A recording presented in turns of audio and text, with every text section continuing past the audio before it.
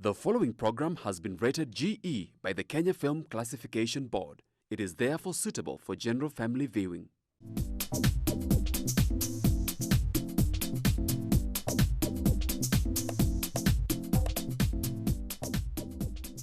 Hello viewers, welcome to Chungu cha Jamii. I'm your host Eunice Mugo.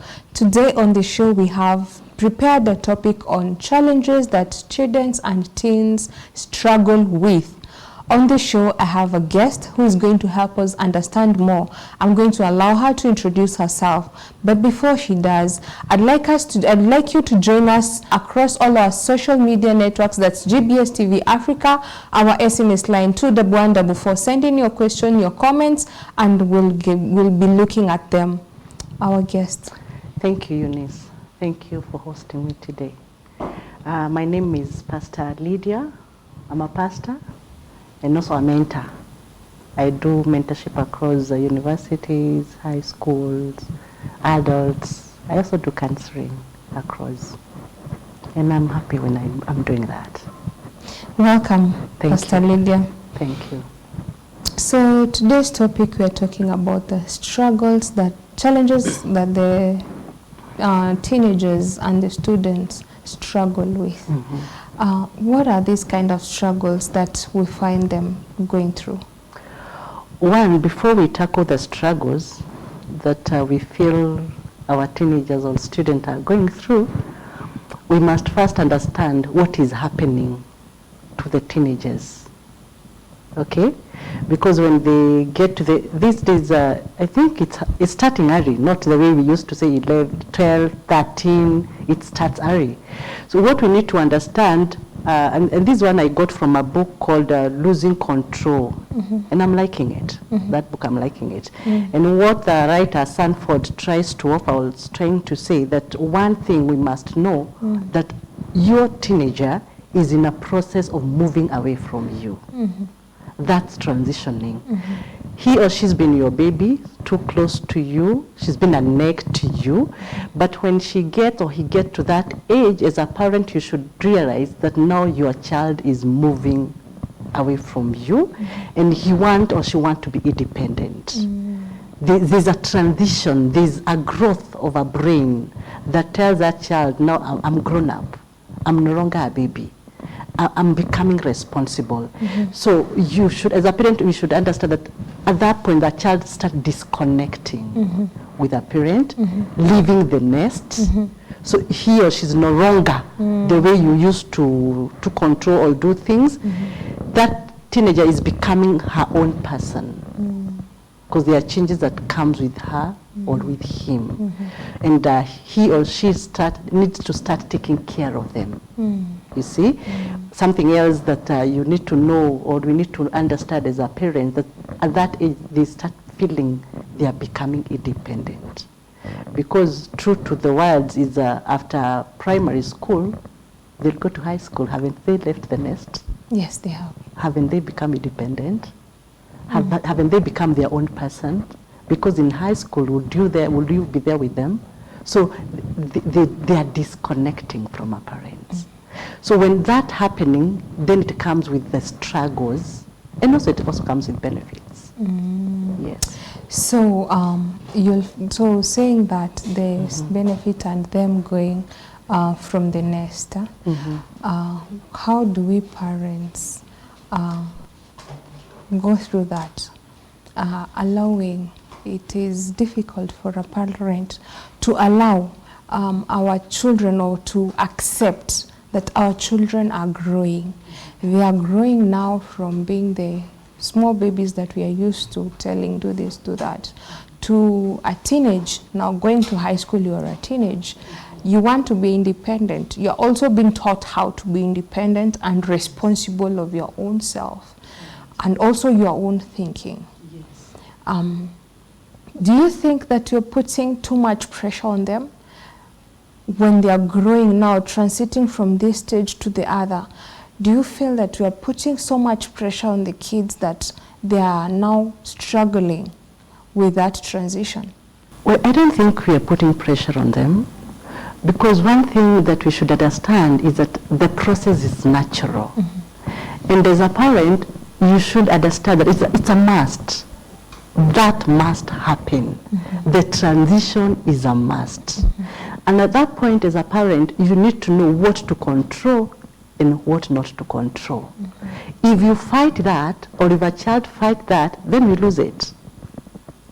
So it's not about pressure. It's just about working on it. It's a process that we need all together to work on it. Okay, when I was saying about pressure, you'll find that there are those students or teens that they're saying, my parent is expecting so much from me, and I think the shoes that my parents want me to put on, they're so big I can't merge. Maybe simply because they're being compared to other senior people that are in line. Okay, now from that direction, when there is too much expectation put on a child, then that is pressure. Because this child will go knowing, if I don't perform, this will happen. That affects their inner person. So we should understand our children without comparing them with other children. So we shouldn't put a lot of pressure to our children or to our teens, even to students. You should be, at the point your child is going to Form 1, as a parent you know the grade of your child. You know? So don't put high bars. Work with your child to improve. And let your child know that the student know there is always a room for improvement.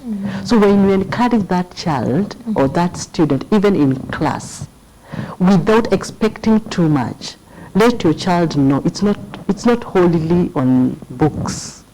You are special, you are important, I love you, and there is something different in you. Yes. On that note of knowing you're important and there is something different in you, like I mentioned about the pressure that you'll find that these kids are saying they're being subjected, you'll find that some of the students get lost, and out of the peer pressure they start now having the drug abuse. How do we go about this? Well, again, that starts from the house. Okay? Before your child is transitioning, like now, the schools will be closed. So there's that gap, I understand, it's called that gapping. There are them that will be taken, boys will go. Yeah. You understand that? Okay. And the girls, the initiation. Initiation period, yeah. It matters much who stands in for your child or for your girl. Because information they get, or the things they are told, they eventually become those things. Let me ask, yes. Do we have the transition stage for the girls? I only understand of the boys that go through circumcision.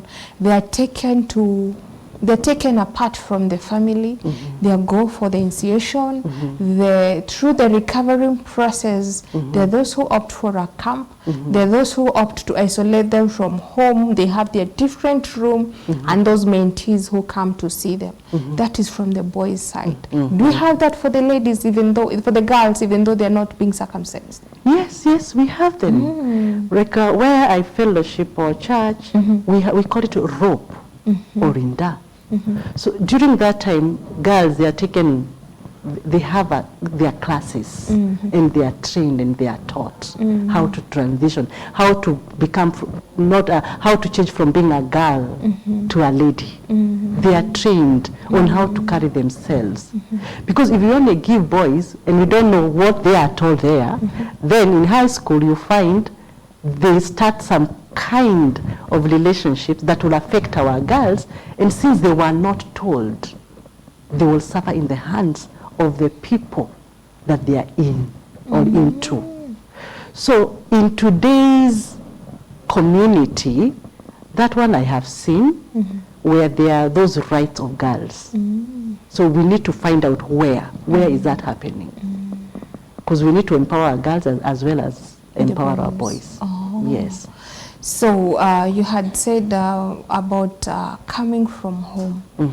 At this stage of them going, like you said, in your church you have rope, and for the boys who go through that initiation period, in that place, you'll find that meeting with other peers, might end up exchanging contacts. Yes. And when they go home, we find that at times we don't limit, or we say we have to give them space and privacy on what they are doing with their phones. I have educated, don't go to this site, or maybe I have put the restrictions that are needed on their phone.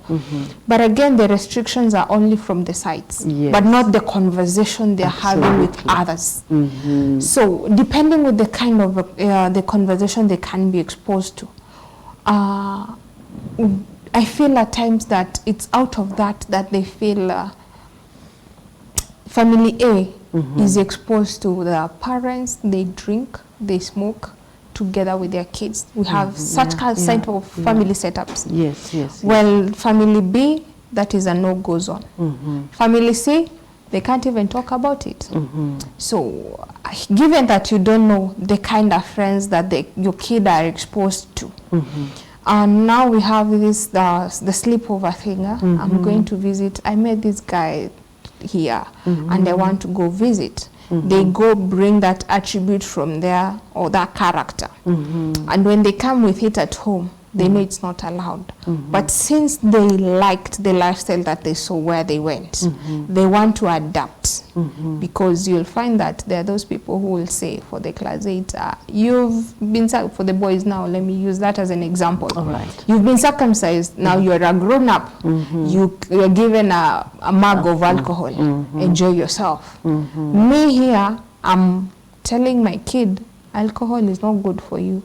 There, I don't know the kind of family that she's going to visit, he or she is going to visit. Now he's exposed to that. He feels that one is good. Now he wants to adapt it.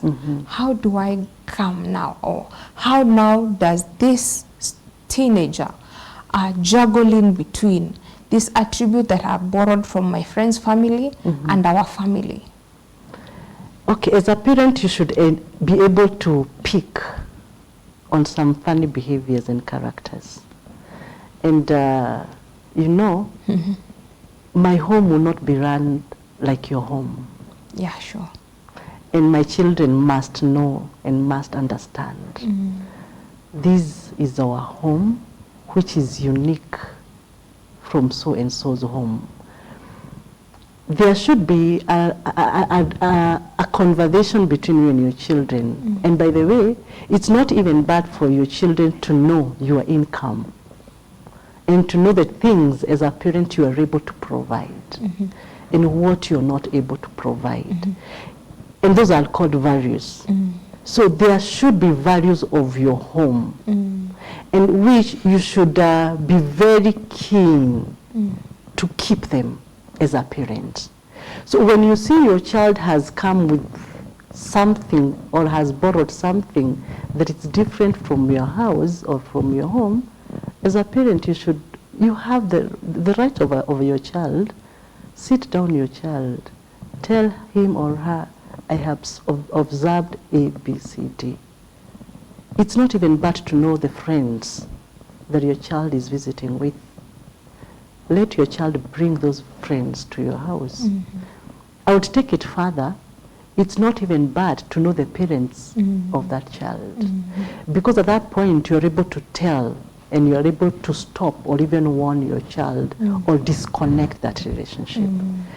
Like what we said earlier, that if your child knows whom she wants to become or whom he wants to become, and then you point out these things might not or might derail you from becoming what you want to become, I would suggest you leave them.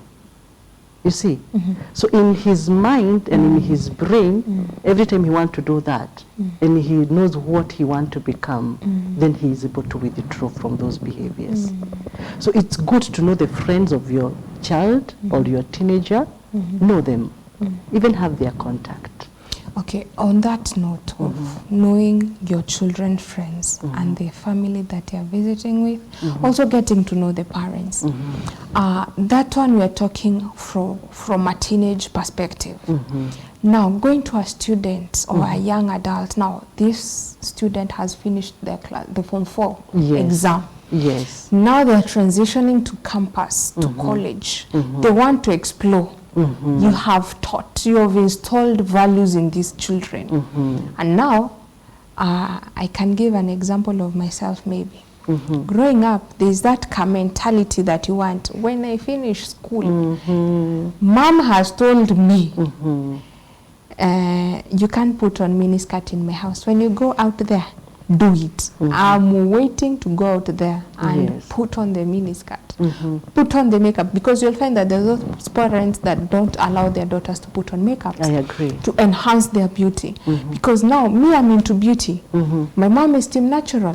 She doesn't allow makeup. I want to look beautiful. I want to enhance it.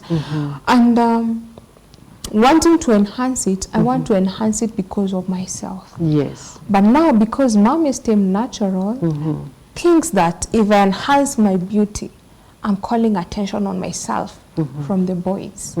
Now, how do you have, this is a student struggling with also identity. I want to identify. I want to glam out, to look this way. And now I'm being told it is not good now. That time, because in most cases you'll find that when you're going to campus, when you're going to college, you stay away from home. Yes. You're either staying at the school hostels or you're renting just around the school. But that is when you explore and experiment everything that you've been told. No. Now, how do you have that kind of student? How you go about it, because for you to be able to talk to that child, there's something you have seen and that thing that you need to handle or to tackle. I'll give a case of my niece. She just joined first year, just a few months ago, and she's in Nairobi campus. So when she came, after 2 weeks when she visited with me, I had to find out, so how do you see, how is university, how are students there, in your hostels, how many are you, have you been able to know who they are, have you been able to know where they are coming from, their names, like such things. And then at that point you tell your child, like that's what I did to my niece. In universities, you expect all manner of people. Evil, good, holy, devils. Okay? But I want you to know who are you. What has taken you to university? I told her in university there are all sorts of relationships. You'll be introduced to many things if you're not careful. I told her, you know what, my dear? Your parents are not there with you. Your auntie is not there with you. But I want you to sit down and think about yourself. Do you want to find yourself in danger? Do you want to find yourself in prison? Do you want to find yourself dead? Do you want to become a man now? You know, when you're throwing such questions to your girl or your boy, you're making that child, that student, responsible. On that note of responsibility, on that note of letting the child know themselves and identifying with what has taken you to school, let's take a short break there and a breather. Viewers, we're going on a short break. We are going to come back from that point that Pastor Lydia is helping us to understand.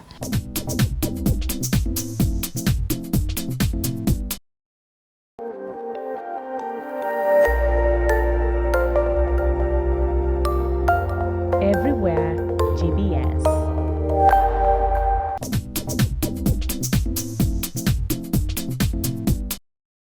Welcome back, viewers. This is Chungu cha Jamii. We are talking about challenges that students and teens struggle with. What are some of the things that you see your teens struggling with or your students are struggling with? Before we went on a break, Pastor Lydia was helping us to understand, to make it known to our children that what has taken you to school? Why are you there? Pastor, how do we deal with that issue of now helping this child, or no, not this child, this student to understand I'm in school to learn, I'm in school to acquire A, B, C, D, and not to waste myself? I think I love communication. For me, I love communication. Sure. When you have sat down with this student before you pay school fees, that's where the journey starts. Your child should know that money does not come from heaven and it's dropped to you. You're struggling for that money. So you should make good use of this money. And you will not forever be in my house. At some age, at some point, you will leave me and you will go. When you're stepping out of my house, whom would you want to be? Because you'll not forever be with me. Would you want to be a hopeless child or student? Would you want to have a bright future? What is that you want? What is that? When that student identifies what he or she's looking for, when he goes to school, he becomes serious with life. Number two, when you make that student understand how you get your money to pay school fees, he will be able to live in the standard that is in the family. Because a great challenge that comes in is when that student want to compare or want to live big, is in school, and he or she wants to live big. She wants to have you had mentioned something to do with makeup. Maybe as a mom, I can't afford. There are those good parents who will afford, yes, but is it really okay? Are you going to class to showcase your beauty? Or what are you going to do in class? What has taken you in class? Because then, if you want to showcase your beauty, you're in the wrong area. You need to be the modeling arena. Okay? Let that student understand school is school. After school, you can deal with other matters. You've mentioned something about modeling when you're saying, are you going to showcase yourself? Well, we have seen in the past times, also as growing up and also our kid, this is the time that we are embracing the talents. It's not all about books. But we still have parents who are so thoughtful of books only. It's books, it's time for books. No books, no nothing. No. So you'll find that maybe this child, the strong point is on modeling, because I want to enhance my beauty. Not necessarily saying should go showcasing their body or modeling in front of people, but the art of makeup, the art of fashion and design, it's what is in them. And maybe we are not able to pick that as a parent from a young age. You'll be saying, I had this with one of my relatives saying that she's able to differentiate the children because this one child is so clean, so organized, so you get this other one is not a morning person, is an afternoon person. From midday to evening, give all sort of work, she will do it. But in the morning, don't touch her mornings. She's extremely lazy in the morning. There's this other one, he's an early bird, he'd rather do everything in the morning. Past afternoon, you give any instructions, no goes on. The network is shut. Now I check and look. You will say, I want to train in this direction. And now this child is struggling and thinking, why can't you understand me? I'm not an early person, so don't wake me up. And you, on the other hand, as a parent, you're saying, I'm not going to nurture laziness in my house. But it is how should I say how I'm born, or how I'm created? Because I prefer to be active from midday to late night. Early morning, don't touch, please. And there's this person who will tell you, from 3, my mind cannot process anything. I've had enough. From that time, but if you wake me as early as 3 a.m., I'm active, I'm ready to do what you want to ask me of. But this other one is not in that position. Now, given that we have all these kind of people in our family, all these are our children, how now do you identify with each and everyone with their uniqueness. Yes. So that you don't bring a conflict and a misunderstanding. Yes. Yes. How you do it is, as a parent, we should, or as parents, we should understand that we are all unique, okay? And we are gifted differently. I tell parents when they have kids they are struggling with academically, I tell them, don't push them. Have you seen a talent in them? And it's quite fortunate these days that even our universities these days are offering art. You know, those talents, those courses. Huh? So I encourage them to nurture those gifts, okay, and those talents. If you realize that your child academically is not okay, work along and around that child, because at the end of the day, we need certificates, okay? But also, if that person is able to get a certificate in beauty, to get a certificate in modeling, they can do contests, you know? Yeah, sure. And they can become great people. You know, there are those students academically, they are not 100%, but they have some strength. Maybe they are good footballers, maybe they are good beauticians, maybe they can be good modelers, maybe they are good in drawing, they are good in art. When you start nurturing those gifts at an early age, when now they are going to universities or to colleges, you are able to help them choose their courses accordingly. Rather than taking a child to do medicine because you're a doctor as a parent, or you want your children to be teachers because it runs in the family, Yeah, sure. and maybe it doesn't run with your child. So you'll end up seeing that child will do whatever you have pushed that child to do, and eventually she can bring that, or he can bring that certificate and tell you, Mom, hii ilikuwa yako, nimekumalizia. So with that one, you've got to be very careful in our times and in these days.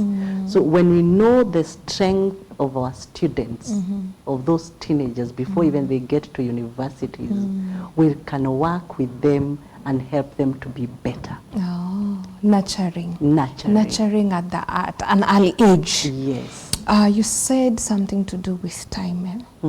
We'll find that our students or our teens, they are struggling a lot with time management. Oh, yes. How do we help them?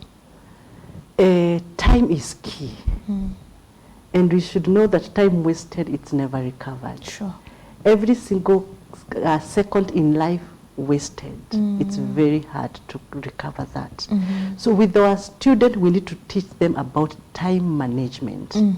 They should be in a position to know when to finish their assignment, when to do the next assignment, when to have leisure.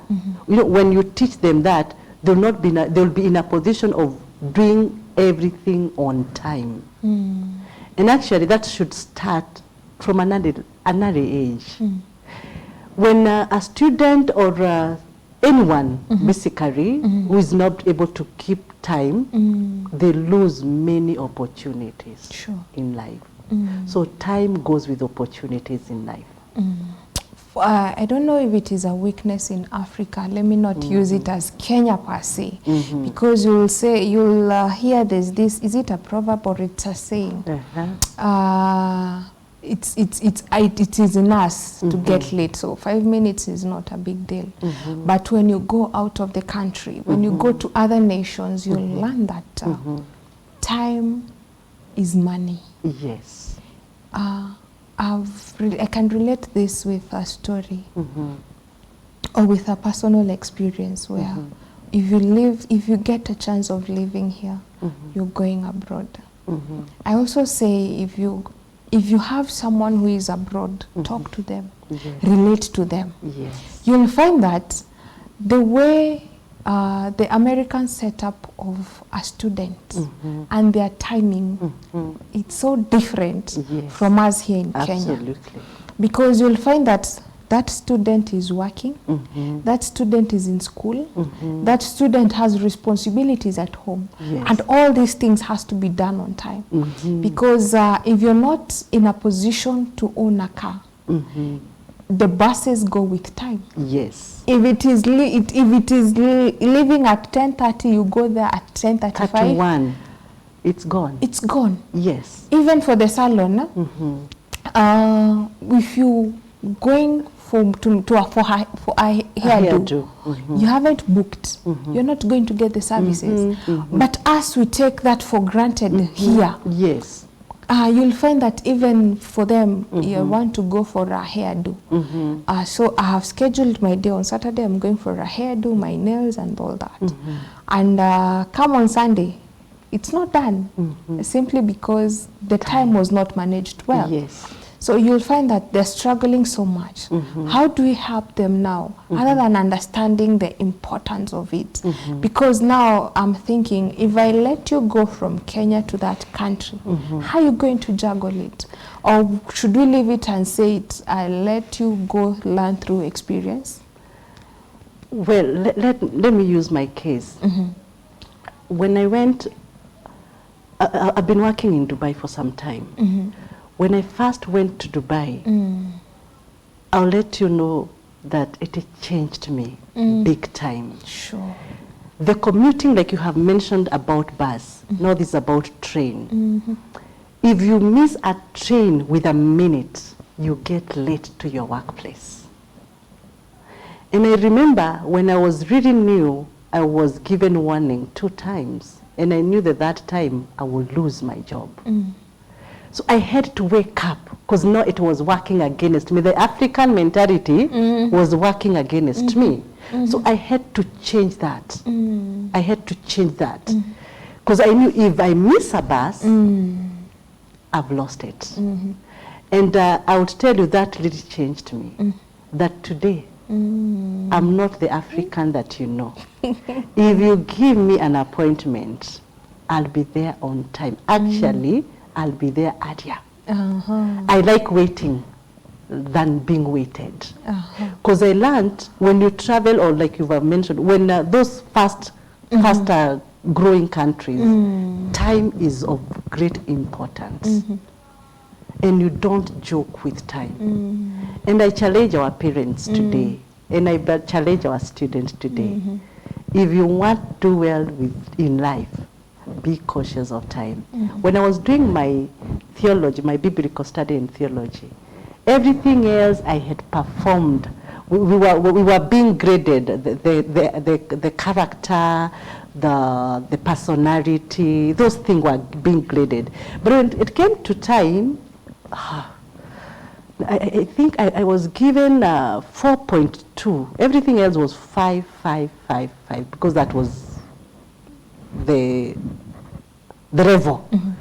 Do you know, I felt bad. Those are many years ago. Because every time I would look at my transcript and my certificates, time was affecting me. You're not a timekeeper. Yeah, that really affected me. And I had to work on time. And I've changed. So it is good to change and be able to manage time as early as now, before it affects us in future. I like that. Yes. Managing your time. Managing your and time. knowing the future is also managed And with time. the world is running. Technology, we are running, things are running fast. Even if you say that you will work from home, because we're in the days where we are able to work on home. Sure. If I get a job online and my client want this job done on this time, I can't say that I'm working from home. I can work anytime. I have to deliver on that particular time.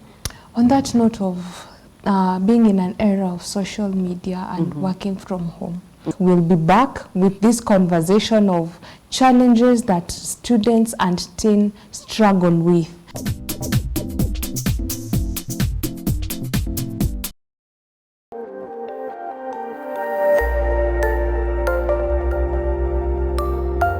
Everywhere GBS.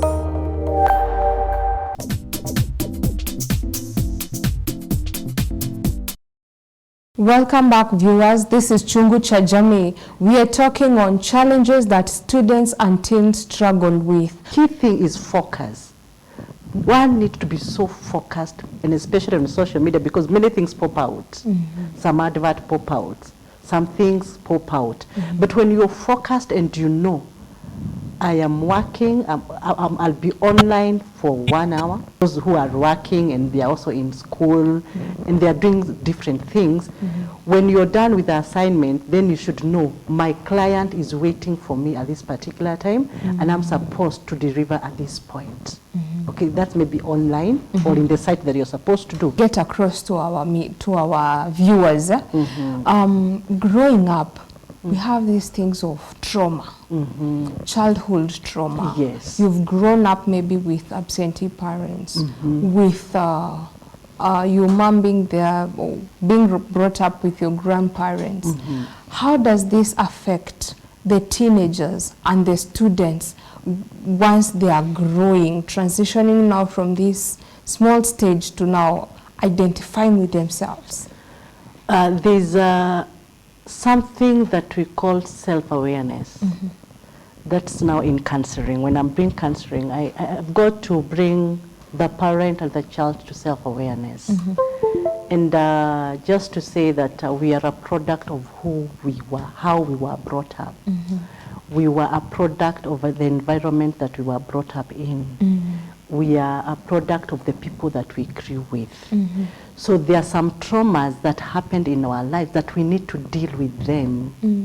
And we do not need to reproach someone. We need, even as a parent, there are things, even myself, there are things I look myself doing and I see them. I can relate them with my mom or I can relate them with my dad.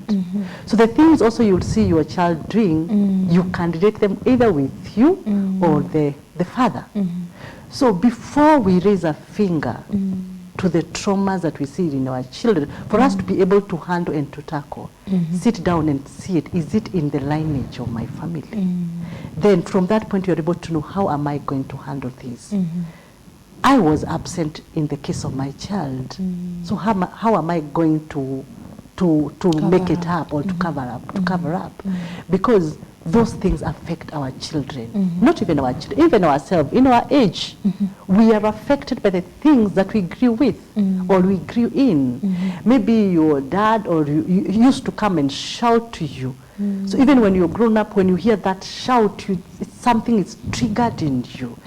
Your adrenaline, there's something that runs in your brain because we are a result of who we were, how the environment that we grew in. So even for our students, the things and the behavior that we see them doing and carrying, the way we see them carrying themselves, that calls to self-awareness.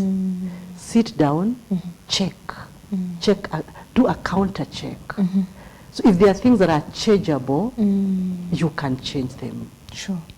If there are things that are not changeable, at that point, I advise someone to go for counseling. On that, being said that, know yourself, the sense of self-awareness. Yes. Does this affect our relationship? Let's say making friends, let's say dating, relationship, because you'll find these students now trying to identify themselves, they're also getting themselves in relationship. Yes. What are some of the struggles that they face during this period of relationships?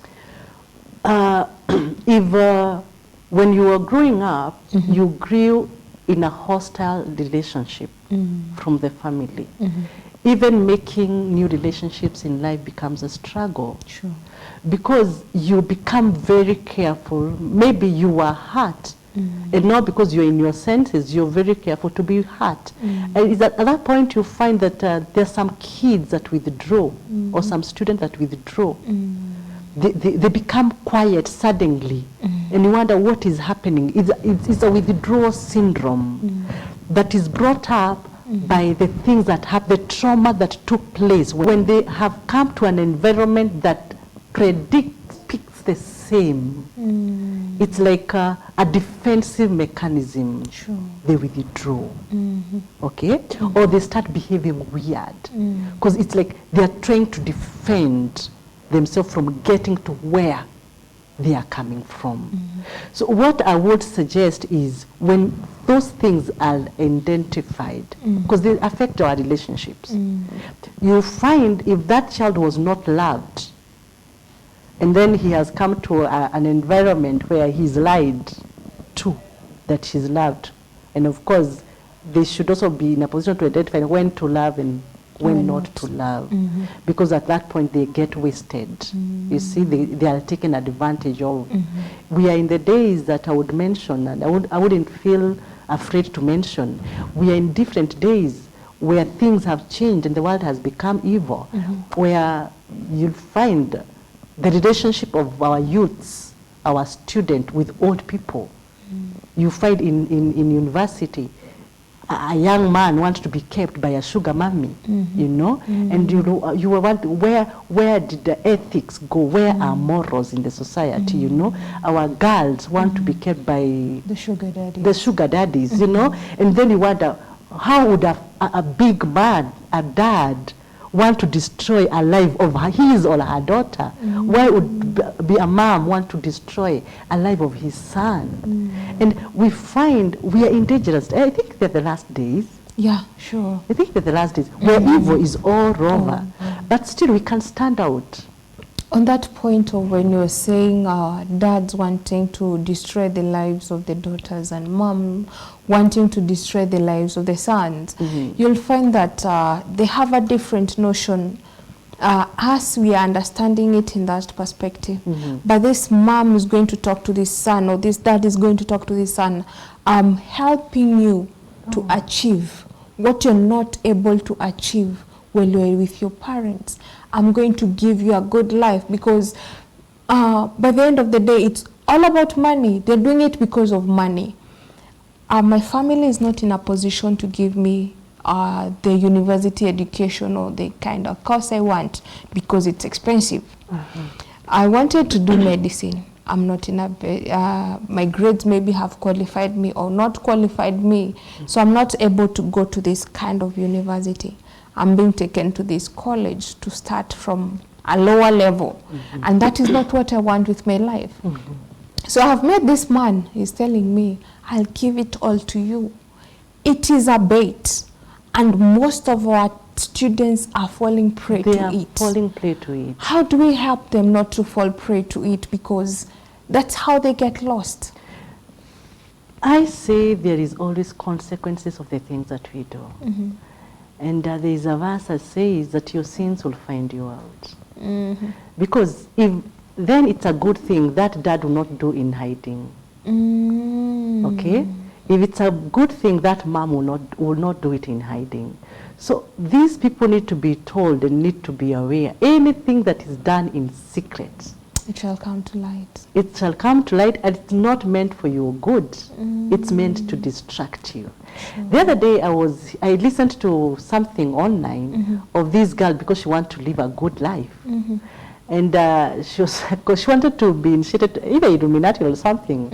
And she was like, the guy that she was calling on social media was like, so tell me, I want to be rich faster, you know? So how do I get into that richness? And which one is good that will not ask me to give my mom? Oh, because there is a price to pay. There is a price to pay. Sure. There's a price to pay. So they should be reminded there's a price to pay. And you see, the evil is too much on social media because they're just exposing everything. So that child who wants to live a good life, the easy it comes, the fast it goes. Easy come, easy go. Easy comes, easy go. You want to get something that you will not sweat for? Be ready. And even you'll not find the value in it. And you'll not find the value in it. On that note of not finding the value in it, and easy come, easy go. We want it easily. I want to get rich quick. I want to drive. I want to be able to go out for shopping. If these things I'm not able to attain, depression kicks in. Now you are saying it. What now do we tell this student? Do we tell? Because even the teens, you'll find that if you're from a struggling family and you're seeing that family is doing well, you see, actually that is how they say it is an opportunity. And actually they say opportunity comes once in life. Exactly. But they don't know that opportunity is bringing death. Because this verse says that not everything, some ways look good to the eyes, but they lead to destruction. They lead to death. They might be so appealing, but you'll be happy for 1 year, and maybe the other time you are hearing you are dead. See the cases also that is happening of many road accidents of our young people. You want to drive a Mercedes at the age of 20. For heaven's sake, even your father who is driving that Mercedes, it took him 20 years to drive that Mercedes. So why do you want fast things? So the fast things they come, the easy they go. So, and that's why you're finding so many cases of accidents. Because how did you acquire that? Because if there was a covenant or there was an initiation and there was some agreement, it will come back to you. It will come back to you. And for the student, I would want to speak to them because this is a point where you find they are being told you'll get rich, you'll be driving still being a student while being a student, you'll be having money, big money. I tell them you'll have big money, but you will die with your big money. And you'll die and leave the money here. Yes, at an early age. At an early age, other people spend. Because if the covenant was be rich and give us your dad or your brother, and you're not in a position to do so, then they'll take you lose it. You lose it. We're running out of time. All right. Would you give us a parting shot on that? What I would say about our teenagers and our students, we should be people who knows who we are, people who know our identity. I know who I am. I know who God says I am. I know who he has committed me to become. The society and everything may speak something different, but when God created me, he created me special, unique, and he loved me. And he said he has a good plan for me. So when you know who you are, even when you're doing your studies, when you are in class, you work hard to be who God says you are. Thank you so much, Pastor Lydia, for bringing us through this topic of the challenges our students and our teens struggle with. Viewers have learned a lot. I hope you too have learned a lot. Help these students, help these teens to know who they are. We have come to the end of our show. Let's keep this conversation going across all our social media. That's GBS TV Africa. Our SMS line is 21144. I was your host, Eunice Mugo. See you next time.